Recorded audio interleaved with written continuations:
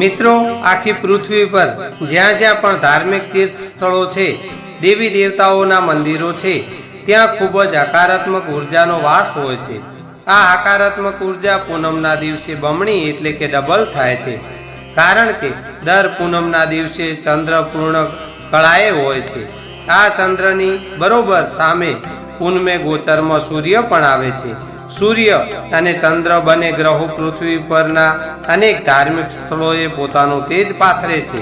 માટે જો તમારા મન ચંદ્ર અને આત્મા રૂપી સૂર્યને શુદ્ધ કરવા હોય તો તમારા કુળદેવી કે કુળદેવતા અથવા તમે જે દેવી દેવતાને માનતા હો એમના અથવા ઈષ્ટદેવના મંદિરે તમારે ચોક્કસથી પૂનમના દિવસે એટલે કે પૂનમ ભરવા જવું જોઈએ, જેનાથી આપ અને આપના પરિવારમાં સકારાત્મક અને હકારાત્મક ઉર્જાનો વાસ થશે અને ઘરમાં સુખ શાંતિ અને સમૃદ્ધિ પ્રાપ્ત થશે।